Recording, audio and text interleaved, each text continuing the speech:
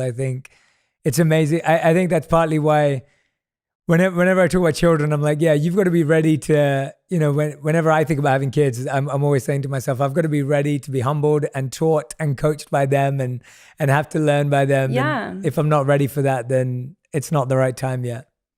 I just don't know if you're ever ready or not ready. I don't know. I just kind of feel like your kids choose you because they're going through their journey, right? And your souls sort of like choose each other in a way at the right time. I spoke to this woman. She's a seer.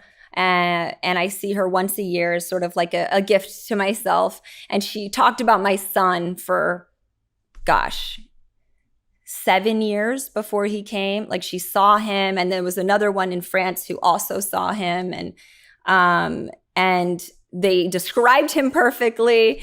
And they're like, it's not the right time. Like he's gonna come at this time, and this is the dynamic of your relationship with your husband, and then your other two. And that's when he's going to come in. And they were right. Spiritually, we were all in such a different place. And our family dynamic was in such a different place when he came through. But they saw him like waiting. And I was like, meanwhile, I was like, I am not having 2 more kids, and then I was like, I'm not having 1 more kid. And so it's interesting how they sort of choose you. And they're waiting for the right time. Absolutely. Thank you so much for sharing that. I absolutely love that message. And it's wonderful to think that for people who are trying to be parents, who want to be parents, who are parents, to realize how much, children chose to be there and you somehow chose each other and your souls chose each other. I think that's absolutely wonderful. Jessica, I want to thank you for just being so incredible. For anyone who's listening to this, you will not know that we had technical issues and sound issues and all of this, but I just want to thank Jessica. Her energy did not wane. She did not change. She's just been wonderful throughout this whole episode and just been giving so many thoughtful and reflective answers. And I want to, honor you for that, Jessica, because it's hard when we're doing this through a screen and all the rest of it, but you've just been amazing. So thank you so much to you, and thank you to your team who's been, behind the scenes. But we end every episode with a final 5. These are the fast 5 questions. So each question has to be answered in 1 word to 1 sentence maximum.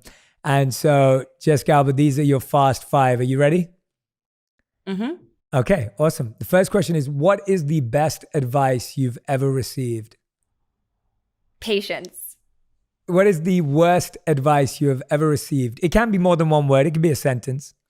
The worst advice is that you can't do it. Of course you can. Yeah. Love that. Question number 3, your current purpose in life, the way you see it right now, the way you see what you're doing right now and why you're doing it.